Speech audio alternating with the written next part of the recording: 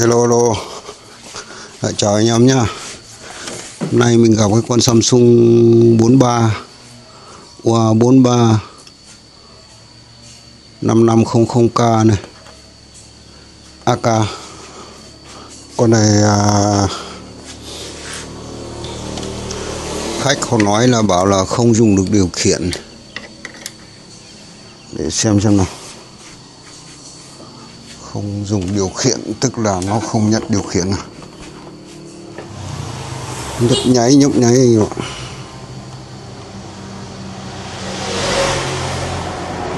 lên này, nó bị lỗi cả cái công tắc kìa.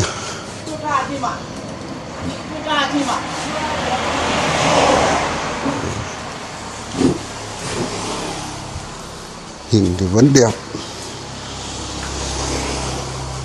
đấy, không nhận điều khiển. Nhận đây kìa, đâu phải có nhận đâu, không nhận điều khiển. Rồi bây giờ là open thôi, mở ra xem nó bị lỗi về cái điều khiển.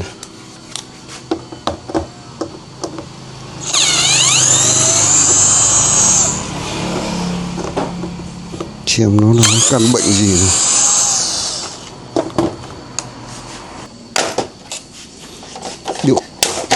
Điều khiển của nó như thế nào nhá.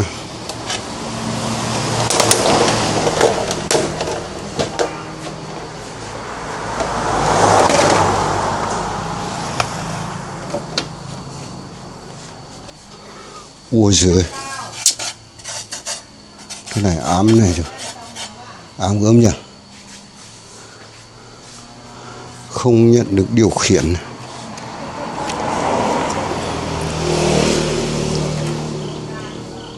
Ôi giời ơi, mốc mèo này mình phải xử lý cái này trước đi đã. Đây, nó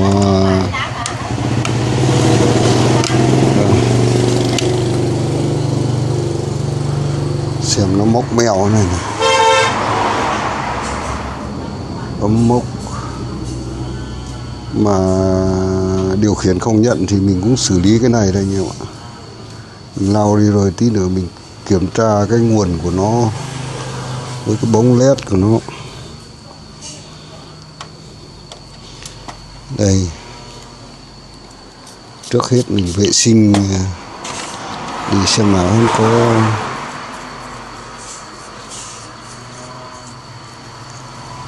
có chạy không.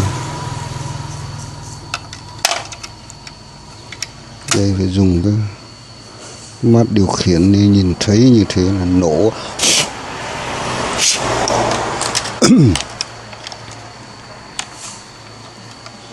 Sau đó mới kiểm tra đến mạch của nó, nguồn của nó cấp lên có không.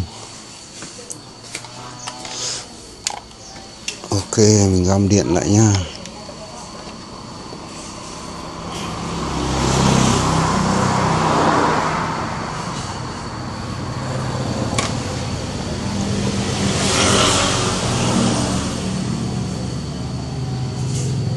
Nó ăn luôn rồi. Đấy, bây giờ nó ăn luôn rồi. Giờ mình tắt xem nữa.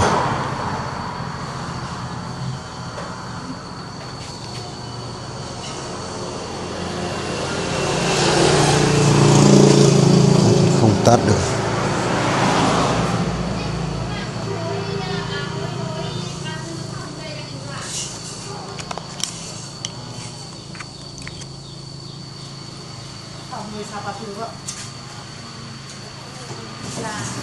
Rồi. Không ăn rồi. Điều khiển này không ăn rồi. Giờ kiểm tra nguồn xem nào. Có không nào.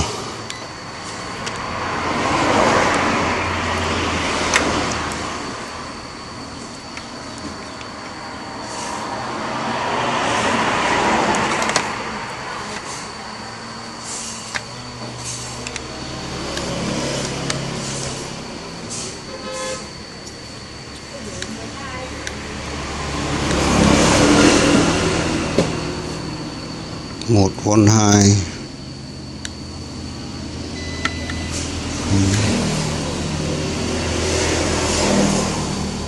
3,2. Giờ phải dùng cái bộ tu vít nhỏ nhỏ này mới được.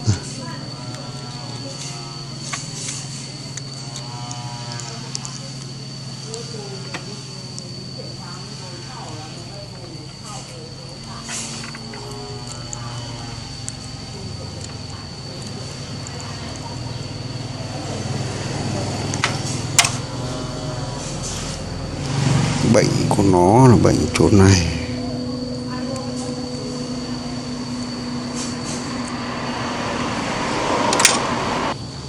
Rồi bây giờ phải vào xử lý bên trong. Bên trong may ra mới xử lý được. Ok. Ok, chào anh em nhé. Đây là cái mạch điều khiển của nhận điều khiển của con Samsung 43 này. Ở đây á, nói với anh em là nó có 4 cái con nó là cái con Jenner á, nó có ký hiệu là số 9. Số 9 với số 6 thì nó cũng giống nhau, nhưng mà ký hiệu là số 9. Ba con này giống nhau, mà nó đặt cùng chiều với nhau luôn. Cùng chiều với nhau để nó đưa quản lý cái dòng điện vào cái bóng nhận của nó. Thì mình phát hiện ra cái con ở đây này, con đây là đã bị thông mạch. Nó không thông hẳn nhưng mà đã bị chập 2 con này, 1 con này. Đấy, trong 4 con này có 1 con này. Bên đây cũng 2 con nữa là 6 con kìa. Nhưng mà dàn như là 4 con này, giống nhau này. Đấy, bây giờ mình đặt xuống cái lúp nhá. Xuống cái lúp cho nó to ra tí. Đấy. Nhằm đây nè. 3 con này đọc số 6 đâu cũng đúng, mà số 9 đâu cũng đúng, nhưng mà đúng hẳn là khả năng là số 6, bởi vì ba cái kệ của nó là đi trước. Đấy, bây giờ mình sẽ zoom lại gần cho anh em. Đấy, mà mình đặt ở dưới đây này, đặt ở bên dưới thì nó mới lên đây. Bây giờ mình sẽ đo cho anh em xem nhé. Tức là cái con mà mình nói bảo là nó chập đấy nhá. Đấy, bên này cũng không này. Đấy, mình đổi kim đấy nhá. Đổi kim đây, đổi luôn tại trên này này. À, không phải, nhầm con này, con này kìa. Hình như con này kìa hay sao. Đấy, mình đổi kim nhá. Đấy, 2 con đều lên kim nhá. Đấy, mà găng điện vào nó nóng lắm anh em ạ. Rồi bây giờ mình lại đo con khác cho anh em xem nhá. Mình đo con cạnh đây. Con cạnh đây nhá. Con cạnh này thông luôn rồi. Đang bây giờ lại thông luôn rồi. Thông luôn cả con cạnh này rồi. Đấy, bên này bây giờ lại thông cả rồi. Đấy, xem con này nhá. Đấy, bên này thông này, đổi kim này.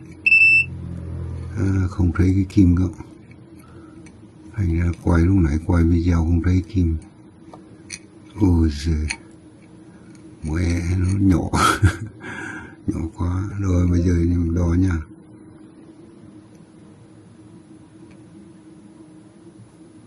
Đấy, bên này thì nó chỉ có lên kim thôi, nó không báo này. Nó lên kim thôi, nó không báo quay nha. Nhưng mà bên này chuyển sang bên này nó báo quay này. Đấy, con này nha, con cạnh đây nữa. Bên này báo quay này. Đấy, còn bên này là không báo quay này. Đấy, 2 con này là không báo quay này. Còn cái con đây này, con thứ ba này này, bên này báo quẩy này, đây bên này cũng báo quẩy này, đây con thứ tư này, thứ tư là con này này, đấy bên này là không báo quẩy này, đây bên này báo quẩy này, đấy bên này không báo quẩy, còn đây cũng bên này cũng không báo quẩy, tức là con có một con đây là chết rồi.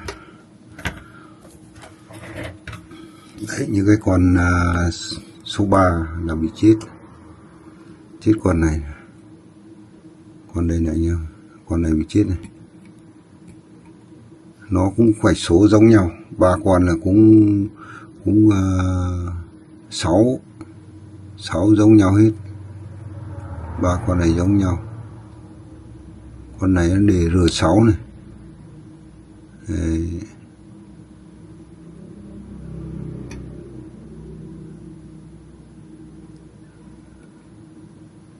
Đấy. Ok nhá, bây giờ mình phải tìm xem lấy có con nào mà thay cho hắn này. Nó mới khó này này. Nếu mà không được thì mình mới lại đi mua cả cái miếng này, mình lên Lazada mình mua. Mà nói với anh em găm điện vào là cái con này đấy, găm điện vào là nó nóng đến mức độ là phỏng tay lên luôn anh em ạ.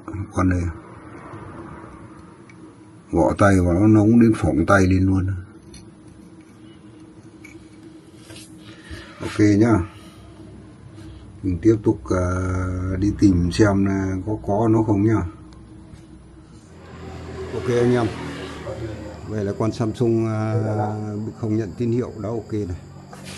Đấy, cách xử lý là chỉ có thay có mỗi cái con trở nhỏ đấy nhá, điều khiển đấy nhá, lên tiếng này, đấy, tiếng lên này. Đấy. Cái kit này là phải mua thêm một cái kit lên để cứu đất nhiều. Ok nhá, bây giờ thoát này.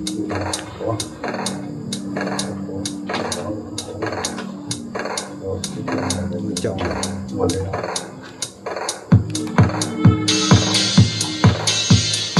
Giảm tiếng này, tắt nguồn này, đấy, mở lại này, đấy, mở lại này, đấy, ok. Bây giờ điều chỉnh này, đấy,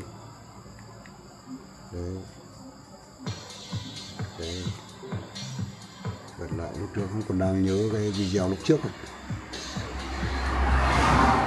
Ok nhá anh em nhá, vậy đã thành công này. Ok, cảm ơn anh em đã vào xem like của mình nhá, cảm ơn nhá.